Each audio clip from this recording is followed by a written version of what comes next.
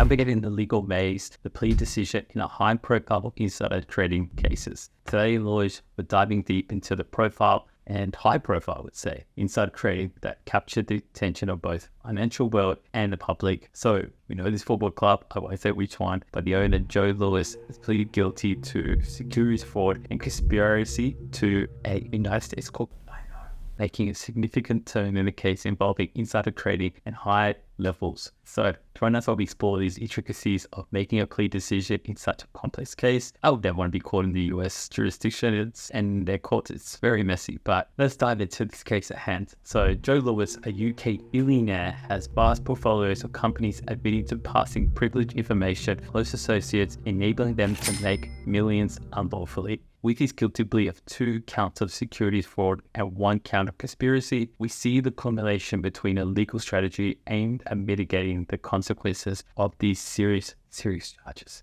Understanding this whole plea decision and how it works, especially in the US. Pleading guilty in criminal cases, especially one with severe as insider trading, is a decision with implications. So Lewis's choice to plead guilty was likely influenced by prospects of sentencing discount, the avoidance of trial stresses, and the potential for a more lenient sentence. So in New South Wales, under the local court, you get 25% discount, plead guilty early. So this sort of segment explores the role of criminal defense lawyers in advising their clients on such pivotal decisions. But I want to dive deeper into our role. I think it's important to understand goes around the background of it, but criminal defense lawyers play a crucial role in navigating the legal system, providing the strengths and weaknesses of the case, negotiation charges, and preparing for sentencing. It's an interesting job, I would say. But in these sort of high-stake cases like Lewis's, the expertise and strategic planning of experienced lawyers are invaluable to achieving the best possible outcomes. So, assessing the case before pleading, you must review it. You must understand what you're pleading guilty to it, and if there's any reasonable doubt, you can see on a base value. But deciding whether to plead guilty involves assessment of evidence,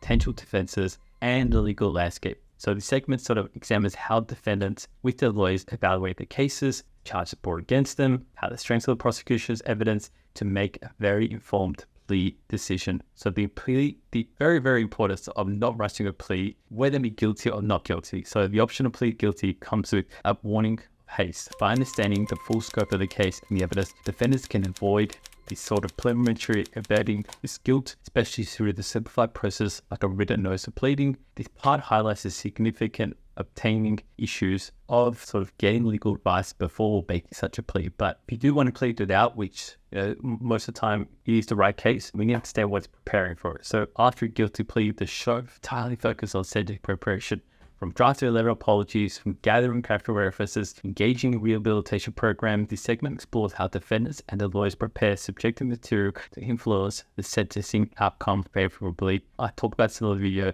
Go check it out. And I think it's important to understand what your options are about it and how to properly get everything ready for your subjective. But the whole sentencing procedure, right? So the final stage in a guilty plea case is sentencing hearing. Here, the judge reviews the defendant's material, consider the circumstances of the offense, his arguments both from the defense and the prosecution. So in a way, it's like a mini trial, but it's very different with evidence overall and all that stuff. But we'll discuss what the defendants can expect during these critical phases and potential impacts of this preparation. It's such a lawyer answer, but it's a case-by-case basis. But in Joe Lewis's insider trading offense, sort of offers a compelling look at decision-making process behind pleading guilty to criminal charges. He would have got very, very good advice for it, especially when the case is overwhelming, but it underscores sort of the complexity of legal system and strategic considerations before navigating a high-profile legal battle. So thank you for joining us, Lawishhh. I hope it helps you understand the law, understand why people do it. And